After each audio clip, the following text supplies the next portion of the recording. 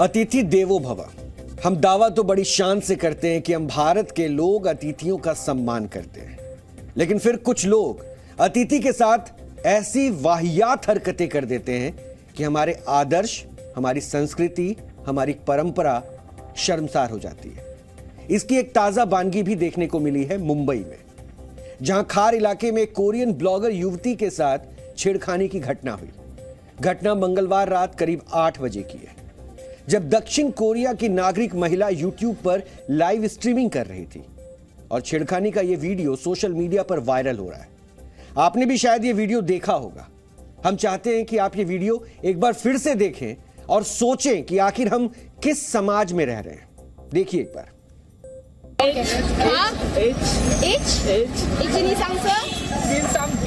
गाड़ी पे बैठ की Where are we going? No.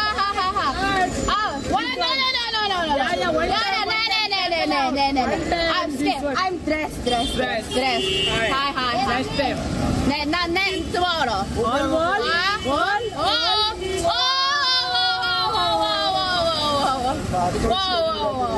Okay, no.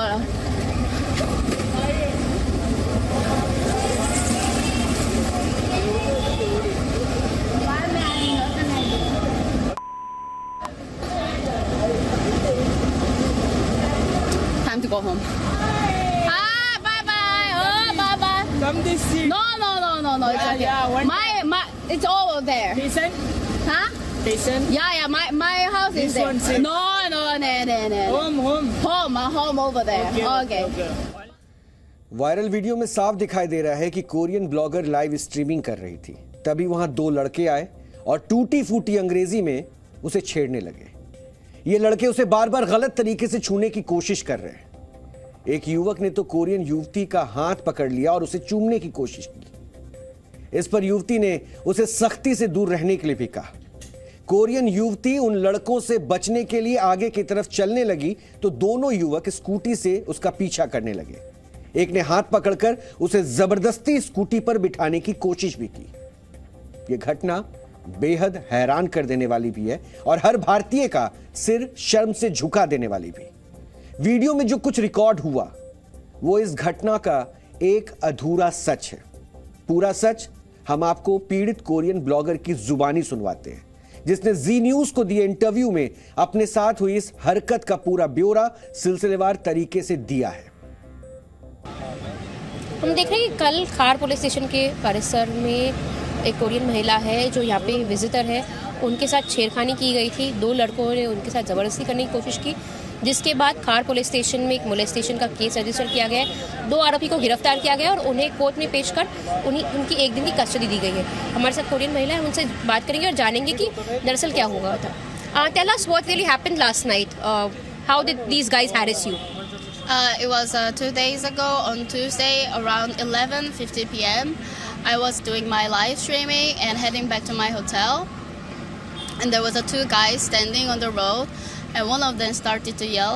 No, one of them yelled me, "I love you." And when you're making the content, sometimes people just want to engage or they're showing the interest. And I said, "Oh yeah, I love you back." And I was keep heading to my hotel. But one of them started to approach me and putting his arm on my shoulder and tried to kiss me for first time. And at that time, I felt very, very uncomfortable, and I wanted to just leave that situation without escalating them. And then he grabbed my wrist and taking to his motorcycle where his friend is standing.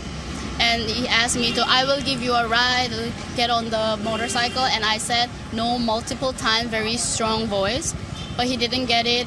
And then he put his arm again and tried to kiss me again for the second time.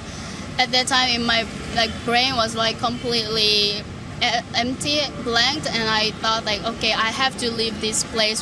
I don't want to be in situation that could cause more troubles. And I try my best not to trigger him. I just okay, I have to go. Okay. And I was walking very fast towards my hotel, and they started to follow with their motorcycle. And they stopped in front of me and asked my phone number. And the best thing that I could think of at that point is like, okay, let's give them a fake number so that they can just leave me. If they keep following me, I cannot go back to my hotel. I have to be on the street without being feels unsafe. So I gave them my fake number, but even after they didn't leave, they would keep saying that like, get on the motorcycle, get on the motorcycle. So luckily, there was one viewer who was watching my live stream, and he was nearby here, and he came to tell them to go away in Hindi. And after that, I just waited on the street 5 to 10 minutes in front, like with him. And even though I was not feel completely comfortable because they were on the motorcycle, it's dark, what if they're still watching? So I just ran back to my hotel after that. Did this incident make you feel unsafe? Like, you know, the fact that you're in a new country altogether and a guy randomly approached you, did it make you feel unsafe, you know, about the fact that, you know, did it make you feel unsafe about being in this country? I don't want to make that statement because this could happen in everywhere else, not only India. Like some people told me that you're visiting India and you're traveling as a female solo traveler, you should have expect those things. And I strongly think that's very, very wrong because it's not about India. It could have happened in just anywhere else. It was just unfortunate incidents, I think. इस घटना की पीड़ित Korean blogger का दिल देखिए कि उसने अपने साथ हुई इस घटना के बाद भी भारत के प्रति अपने विचार नहीं बदले, लेकिन इस घटना ने कई सवाल खड़े कर दिए। आखिर क्यों विदेशी पर्यटकों को घूरा जाता है, खासकर महिला पर्यटकों को गलत नजर से देखा जाता है, क्यों उन पर कमेंट पास किए जाते हैं? यह हम भारतीयों के लिए शर्मिंदगी की बात है। कुछ लोग इस घटना को कानून व्यवस्था का मामला मानकर भूल सकते हैं, लेकिन ऐसी घटना हमें आत्म मंथन के लिए मजबूर करती है। पीड़ित कोरियन ब्लॉगर ने इस घटना को भले ही बड़े दिल से भुला दिया हो और पुलिस में शिकायत ना की हो, लेकिन पुलिस ने खुद इस घटना का संज्ञान लेकर जांच शुरू की और आरोपी युवकों को गिरफ्तार कर लिया है। आरोपियों के नाम मोबिन चंद, मोहम्मद शेख और मोहम्मद नकीब है, जिनके खिलाफ छेड़खानी और बदसलूकी की धाराओं के तहत मामला भी दर्ज किया गया है। कल मुंबई पुलिस के ट्विटर हैंडल पे एक वीडियो प्राप्त हुआ जिसमें एक वीडियो ब्लॉगर महिला के साथ दो युवक छेड़छाड़ कर रहे ऐसा दिख रहा था। ये घटना खार पुलिस स्टेशन के अंडर हुई ऐसा जांच में पता चला, जिसके बाद खार पुलिस स्टेशन ने जिस महिला के साथ ये घटना घटी उनसे संपर्क किया, लेकिन वो महिला मनस्थिति ठीक न होने के कारण वो बाद में आएंगी, बाद में शिकायत करेंगी ऐसा उन्होंने बताया। लेकिन ये घटना गंभीर होने के कारण खार पुलिस स्टेशन के निर्भया स्क्वाड के महिला कर्मचारी के शिकायत पे शासन की तरफ से इसमें एफआईआर दाखिल हुई और आगे के इन्वेस्टिगेशन में खार पुलिस स्टेशन में इसमें जो युवक थे उनको अरेस्ट किया और इसके आगे की इन्वेस्टिगेशन खार पुलिस स्टेशन कर रही है। जब किसी दूसरे देश से यह खबर आती है कि वहां किसी भारतीय के साथ हिंसा या बदसलूकी हुई है तो हमें दुख होता है, तकलीफ होती है, हमें बुरा लगता है कि हमारे देश का कोई व्यक्ति विदेश में किसी मुश्किल का शिकार हुआ या मुसीबत का सामना कर रहा है। ऐसा महसूस होना स्वाभाविक भी है, लेकिन जब कोई विदेशी टूरिस्ट या नागरिक के साथ बदसलूकी और हिंसा होती है तो हमें फर्क नहीं पड़ता।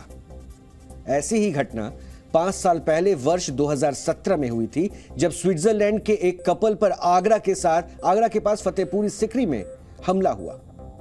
उन पर पत्थर बरसाए गए, साथ ही डंडों से उन्हें पीटा गया, जिससे युवक के सिर पर चोट लगी थी और फ्रैक्चर भी हुआ था, जबकि युवती के हाथ में चोट लगी थी। विदेशी कपल के साथ मारपीट सिर्फ इसलिए की गई थी क्योंकि उन्होंने छेड़खानी का विरोध किया था। खून से लथपथ दोनों विदेशी पर्यटक काफी देर तक वहां पड़े रहे, तड़पते रहे।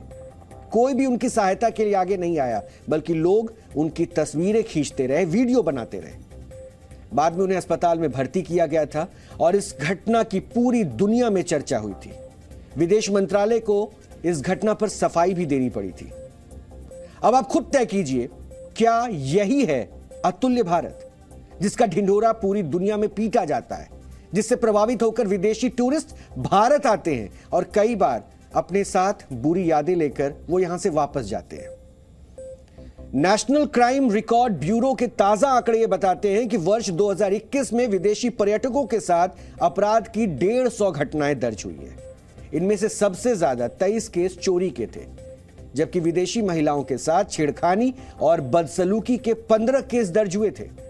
ये आंकड़े इसलिए कम हैं क्योंकि कोरोना प्रतिबंध के चलते बहुत कम विदेशी पर्यटक भारत आ रहे थे, वरना कोरोना से पहले वर्ष 2018 में विदेशी पर्यटकों के साथ अपराध की 517 घटनाएं रिपोर्ट हुई थी। हम ये नहीं कह रहे कि भारत में हर कोई विदेशी नागरिकों के साथ बुरा व्यवहार करता है, लेकिन एक मछली पूरे तालाब को गंदा कर देती है। और भारत में जब भी किसी विदेशी पर्यटक के साथ हिंसा होती है, किसी विदेशी युवती के साथ छेड़खानी होती है, तो पूरे देश का सिर शर्म से झुक जाता है। सोचिए, जब भारत में प्रताड़ित होकर ये विदेशी पर्यटक अपने देश पहुंचते होंगे, तब भारत की कैसी छवि पेश करते होंगे। इसका असर यह होता है कि तमाम देशों की ट्रैवल एडवाइजरी में भारत का नाम पर्यटकों के लिए असुरक्षित यानी अनसेफ देशों की लिस्ट में शामिल है। अपनी ताजा ट्रैवल एडवाइजरी में अमेरिका ने भारत को असुरक्षित बताया है और एडवाइजरी में भारत घूमने आने वाले अमेरिकी नागरिकों को बलात्कार, हिंसक अपराध और पर्यटन स्थलों पर हो रहे हमलों से सावधान रहने की सलाह दी है। ब्रिटेन की ट्रैवल एडवाइजरी में भी ब्रिटिश पर्यटक, खास करके महिलाओं को यह हिदायत दी जाती है कि भारत में यात्रा करते समय उनको मौखिक या शारीरिक उत्पीड़न का शिकार होना पड़ सकता है। कनाडा की ट्रैवल एडवाइजरी में तो गोवा और दिल्ली का नाम लिखकर महिला पर्यटकों को यह चेतावनी दी जाती है कि भारत में पब्लिक ट्रांसपोर्ट और भीड़-भाड़ वाली जगहों से आप जाने से बचें। सोचिए, ये कितने शर्म की बात है कि हम अतिथि देवो भव का नारा देते हैं और दूसरे देश अपनी ट्रैवल एडवाइजरी में भारत को विदेशी पर्यटकों के लिए सबसे असुरक्षित देशों की लिस्ट में जगह देते हैं। यह समझना मुश्किल नहीं है कि ऐसा क्यों है। मुंबई में दक्षिण कोरिया की युवती के साथ जो हुआ, वो किसी विदेशी महिला टूरिस्ट के साथ पहली बार नहीं हुआ है। अगर इस तरह के आचरण को बर्दाश्त करने के अलावा हमारे पास कोई दूसरा उपाय नहीं है, तो हमें मेहमान को देवता मानने का दावा करने का भी हक नहीं है। और इसलिए यह जरूरी है कि सोच को बदले और समाज को जागरूक होना होगा, ताकि कम से कम ऐसी घटनाओं को लेकर वो भी सजग रहे।